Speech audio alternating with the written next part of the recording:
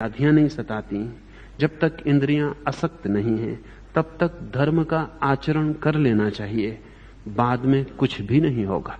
यहां हिंदू और जैन विचार में एक बहुत मौलिक भेद है। हिंदू विचार सदा से मानता रहा कि सन्यास, धर्म, ध्यान, योग सब बुढ़ापे के लिए है।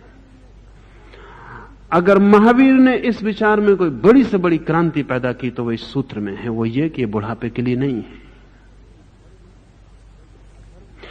बड़े मजे की बात है कि अधर्म जवानी के लिए है और धर्म बुढ़ापे के लिए है। भोग जवानी के लिए और योग बुढ़ापे के लिए। क्यों? क्या योग के लिए किसी शक्ति की जरूरत नहीं है? जब भोग तक के लिए शक्ति की जरूरत है तो योग के लिए शक्ति की जरूरत नहीं है। लेकिन उसका कारण है, उसका कारण है, और वो कारण यह है कि हम भली भांति जानते हैं कि भोग तो बुढ़ापे में किया नहीं जा सकता। योग देखेंगे, हो गया तो ठीक है, न हुआ तो क्या हर्ज है। भोग छोड़ा नहीं जा सकता, योग छोड़ा जा सकता है। तो भोग तो अभी कर लें और योग को स्थगित रखें। जब भोग करने योग्य न रह जाएं तब योग कर लेंगे। लेकिन ध्यान रखना, वही शक्ति जो भोग करती है वही शक्ति योग करती है। दूसरी कोई शक्ति आपके पास है नहीं। आदमी के पास शक्ति तो एक ही है, उसी से वो भोग करता है, उसी से वो योग करता है। इसलिए महावीर की दृष्टि बड़ी वैज्ञानिक है। महावीर कहते हैं कि जिस शक्ति से भोग किया जाता है उसी से तो योग किया जाता है। वो जो वीर्य, वो जो ऊर्जा संभोग बनती है, वही वीर्य, वही ऊर्जा तो समाधि बनती है।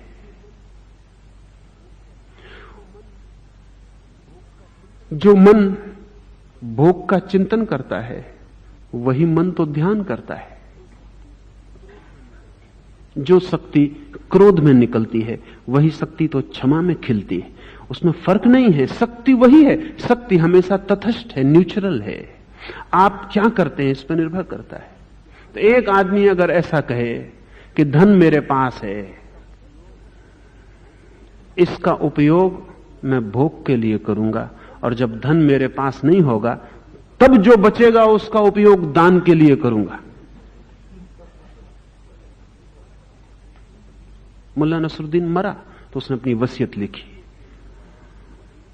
वसीयत में उसने लिखवाया अपने वकील को कि लिखो, मेरी आधी संपत्ति मेरी पत्नी के लिए, नियमानुसार मेरी आधी संपत्ति मेरे 5 पुत्रों में बांट दी जाए और बाद में जो कुछ बचे गरीबों को दान कर दिया जाए।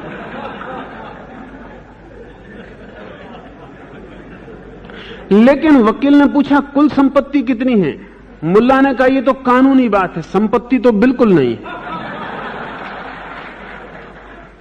संपत्ति तो मैं खत्म कर चुका हूं, लेकिन वसीयत रहे तो मन को थोड़ी शांति रहती कि कुछ करके आए, कुछ छोड़ के आए। करीब करीब जीवन ऊर्जा के साथ हमारा यही व्यवहार है। महावीर कहते हैं भोग के जब क्षण हैं तभी योग के भी क्षण हैं। भोग जब पकड़ रहा है तभी योग भी पकड़ सकता है। इसलिए महावीर कहते हैं जब बुढ़ापा सताने लगे, जब व्याधियां बढ़ जाएं और जब इंद्रियां असक्त हो जाएं, तब धर्म का आचरण नहीं हो सकता है। तब सिर्फ धर्म की आशा हो सकती है, आचरण नहीं। आचरण शक्ति मांगता है। इसलिए जिस विचारधारा में बुढ़ापे को धर्म के आचरण की बात मान लिया गया, उस विचारधारा में बुढ़ापे में सिवाय भगवान से प्रार्थना करने के फिर कोई और उपाय बचता नहीं।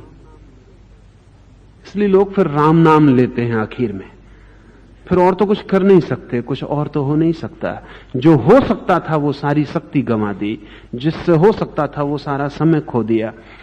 जब शक्ति प्रवाह में थी और ऊर्जा जब शिखर पर थी, तब हम कचड़ा कूड़ा बीनते रहे, और जब हाथ से सारी शक्ति खो गई तब हम आकाश के तारे छूने की सोचते हैं।